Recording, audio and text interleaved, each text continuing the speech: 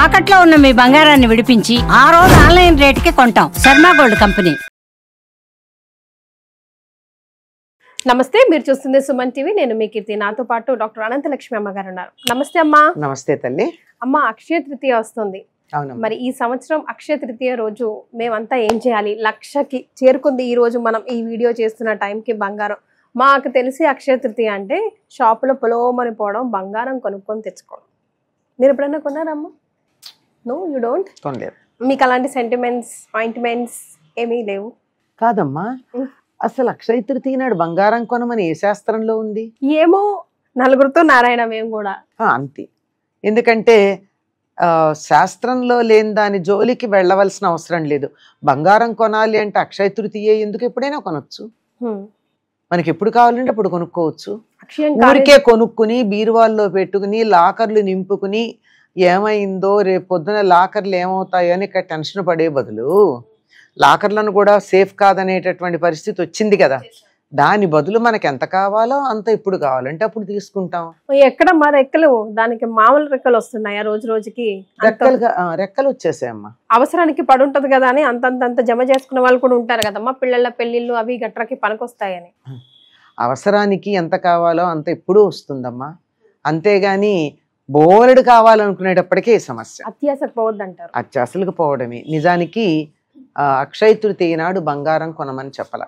మరి అక్షయ తృతీయ నాడు ఏం చేయమన్నారంటే గంగా స్నానం చేయమన్నారు. ఓ, గంగ మనకి ఎక్కడ దొరుకుతుంది? కానీ గంగాదేవికి ఎంత అనుగ్రహం అంటే, మనం ఒక బకెట్లోనో బిందెలోనో నీళ్లు తీసుకుని గంగే గంగే గంగే అని ఆవిడ అంటే సంబోధన ప్రథమ విభక్తిలో గంగే అని వస్తుంది. గంగే గంగే అంటూ 3 సార్లు చెయ్యిలా ప్రదక్షిణంగా తిప్పితే నీళ్లు కదులుతాయి కదా, అలా తిప్పగానే గంగా నది అందులో వచ్చి కూర్చుంటుందిట. అంచేత హాయిగా దాంతో స్నానం చేసి ఇంట్లో లక్ష్మీనారాయణ పూజ చేసుకోమన్నారు. కొంతమంది త్రిలోచన గౌరీ పూజ చేస్తారు, అంటే శివుడు పార్వతి. ఇలా మీకు నచ్చినటువంటి దైవాన్ని పూజించుకోండి. ఆ రోజున వీలైతే ఏది చేసినా అక్షయంగా ఉంటుందని కదా చెప్పారు, కనుక అక్షయంగా ఉండేటటువంటి పనులు చెయ్యండి.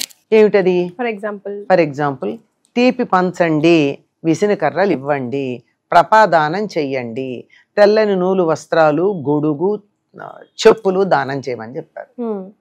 వచ్చేటటువంటిది వేసవి కాలం కదా, అంచేత చెప్పులు దానం చెయ్యండి. ఆ చెప్పులు వేసుకుని నడుస్తూ ఉంటే ఎండ వేడిమి వల్ల నేల కాలి కాళ్ళు మండకుండా ఉన్నప్పుడు, అబ్బా ఈ చెప్పుల వల్ల నాకు ఎంత సుఖం కలిగింది అని చెప్పులు వేసుకున్నవాడు అనుకుంటే, ఆ సుఖానుభూతి చెప్పులు ఇచ్చిన మనకొచ్చి ఆ ఒక్కరోజు కాదు, దానివల్ల వచ్చే పుణ్యఫలం అక్షయంగా ఉంటుంది. ఎంత తీసినా ఇంకా తరగకుండా అలా ఉండనే ఉంటుంది. అటువంటి దానాలు చెయ్యాలి. అక్షయంగా ఉంటుంది, ఏం చేసినా అక్షయంగా ఉంటుంది. విసిన కర్రలు ఇవ్వమన్నారు. వేసవి కాలం కదా, విసిన కర్రలు ఇస్తే విసురుకుంటారు. అంటే ఆ రోజుల్లో ఇప్పుడు ఇవ్వదలుచుకుంటే ఫ్యాన్ ఇవ్వండి, మరి ఇంకా డబ్బు ఉంటే కూలర్ ఇవ్వండి, ఇంకా ధనవంతులైతే ఏసీ ఇవ్వండి. మీ ధనాన్ని వెచ్చించదలుచుకుని మీకు అంతులేని పుణ్యం కలిగితే ఏసీ వేసుకున్నప్పుడు అలా ఆహా ఎంత హాయిగా ఉంది అనుకున్నారనుకోండి, ఈ హాయిగా ఉంది అని మీరు ఎవరైతే అనుకున్నారో మీ నుండి ఏసీ పొందినటువంటి వాళ్ళు, అంత పుణ్యం మీకు ఆ ఒక్క క్షణం అనుకున్నందుకు వల్ల కాదు, అది నిరంతరం అనుకుంటూ ఉండగా అది అక్షయం అయిపోతుంది. అంత పుణ్యం వస్తుంది. ఇంకోటి ప్రపాదానం అని చెప్పారు. ప్రప అంటే చలివేంద్రం. ఉదకుంభదానం, నీళ్లు నిండినటువంటి కుండ. ఏం చెయ్యాలి? ముందుగానే కుండని కొని తెచ్చి 2 రోజులు నీళ్లు పోసుంచి ఆ నీళ్లు తీసేసి, ఎందుకంటే వెంటనే వాడకూడదు కదా, తర్వాత తాగడానికి యోగ్యంగా ఉండేటట్టుగా అది తయారైన తర్వాత దాని నిండా నీళ్లు నింపి పైన మూకుడే మూత పెట్టి, ప్లేట్ కాదు మూకుడు పెట్టాలి, మూకుడే, కుండతో పాటు మూకుడు ఉండాలి, అంటే మట్టితో చేసింది. వీలైతే అందులో సుగంధభరితమైన నీరు నింపాలి. అంటే కొంచెం ఆలుకల పొడి, కొంచెం పచ్చకర్పూరం, ఇట్లాంటివి.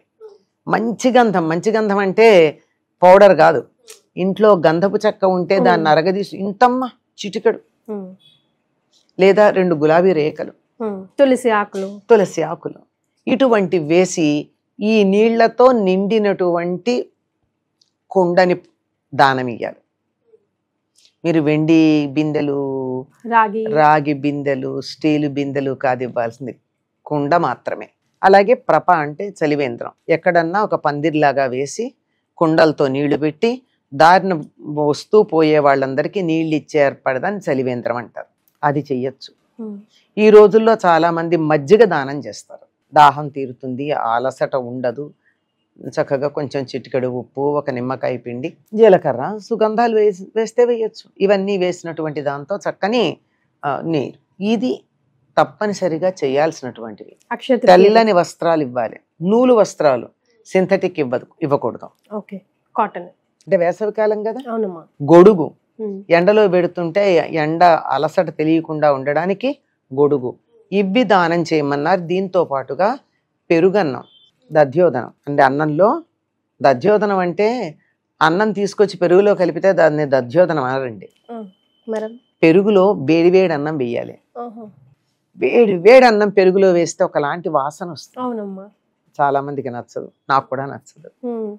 దాంట్లో కొంచెం ఉప్పు వేసి, పెరుగు వేడన్నం కలిపి తినకూడదు అంటారు కదా.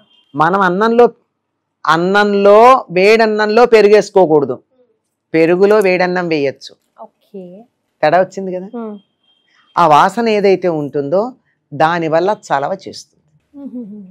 శరీరంలో ఉన్నటువంటి మేహపు ఉడుకు అంటారు, అటువంటిది ఏదైతే ఉందో అదంతా పోతుంది. దాంట్లో చిటికెడు ఉప్పు, సొంఠో అల్లము వేసి దానిని, సరే మనవాళ్ళు దానికోసం సరదాగా తిరగమూతలు కూడా పెడతారు, పెట్టాల్సిన పని లేదు, పెడితే మంచిదే. ఇటువంటిది దానం ఇయ్యాలి. పెరుగన్నం, దధ్యోదనం అంటే పెరుగు అన్నం విడివిడిగా కాదు, ఇలా తయారు చేసింది. తర్వాత మిఠాయి పంచాలి. ఎందుకంటే వేసవి కాలంలో శరీరంలో ఉండేటటువంటి శక్తి అంతా కూడా చెమట రూపంలో పోతుంది. అందువల్ల మిఠాయి పంచాలి. ఇవి తప్పనిసరిగా చేయవలసింది. ఈరోజు ఏ దానం చేసినా అక్షయమైనటువంటి ఫలితం ఉంటుంది గనక బంగారం దానం చేయడం శ్రేష్టం అన్నారు. దానం చేయమన్నారా, కొనుక్కొచ్చుకోమనలేదా? లేదమ్మా. ఇప్పుడు అర్థం కాని విషయం చాలా మందికి తెలియంది ఏమిటంటే, ఇవాళ బంగారం కొంటే ఎప్పుడు బంగారం కొంటాం అంటున్నారు కదా. బంగారం కొన్నప్పుడు ఏం చేస్తున్నారు మీరు? ఇంట్లోంచి డబ్బు ఇస్తున్నారా లేదా?